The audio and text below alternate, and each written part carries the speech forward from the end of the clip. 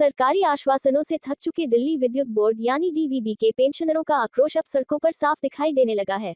सोमवार को हजारों पूर्व कर्मचारी और पारिवारिक पेंशनर राजघाट पावर हाउस परिसर में एकजुट हुए और सरकार व बिजली विभाग के खिलाफ जोरदार प्रदर्शन किया।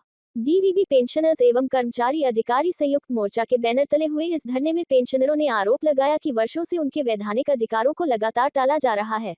प्रदर्शन के बाद मोर्चा ने बिजली विभाग के सचिव को ज्ञापन सौंपते हुए 15 दिन का अल्टीमेटम दिया और चेतावनी दी कि समाधान नहीं हुआ तो आंदोलन और तेज किया जाएगा। धरना स्थल पर मौजूद बुजुर्ग पेंशनरों का कहना था कि सरकारें बदलती रहीं, मंत्री बदलते रहे, लेकिन उनकी फाइलें आज भी दफ्तरों में धूल खा रही हैं। पेंशनरों ने आरोप लगाया कि निजीकरण और निगमीकरण के बाद उनकी समस्याएं और बढ़ गई हैं।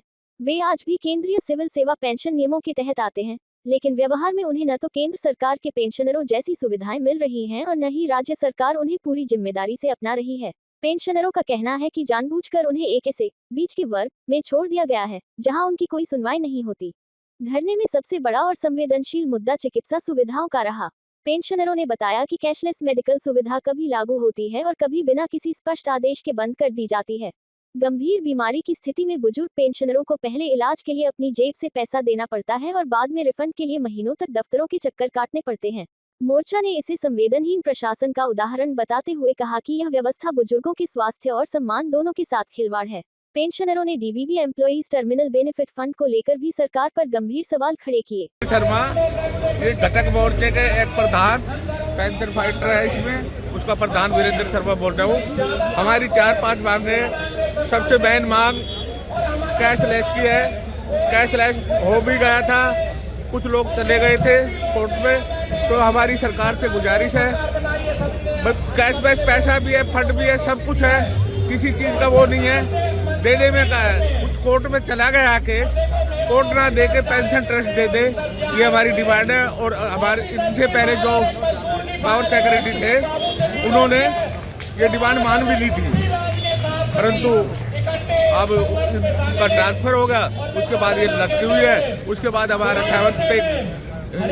7% का जो रेजुलेशन है वो पास हो जाए, इलेक्ट्रिक कंसेशन है हमारा वो पास हो जाए, तो ये हमारी डिमांडें हैं। 4-5 डिमांडें हैं। उनका आरोप है कि इतने बड़े फंड का संचालन वर्षों से बिना विधिवत गठित बोर्ड ऑफ ट्रस्टीज के किया जा रहा है, जिससे पारदर्शिता और जवाबदेही पर सवाल उठते हैं। पेंशनरों का कहना है कि जब फंड उनका है तो उसके फैसले उनकी भागीदारी के बिना कैसे लिए जा सकते हैं।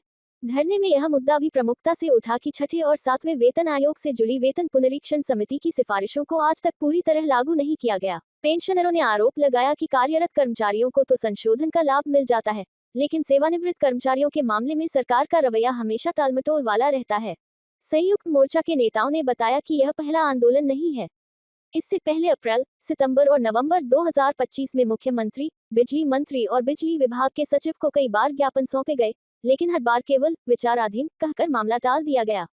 पेंशनरों ने इसे सरकार की इच्छाशक्ति की कमी बताया। हालांकि मोर्चा ने आंदोलन को गैर राजनीतिक बताया, लेकिन धरने के दौरान सरकार की नीतियों पर सीधा हमला किया गया। नेताओं ने कहा कि चुनाव के समय पेंशनरों की याद आती है, लेकिन सत्ता में आते ही वही पेंशनर बोझ नजर आने लगते हैं।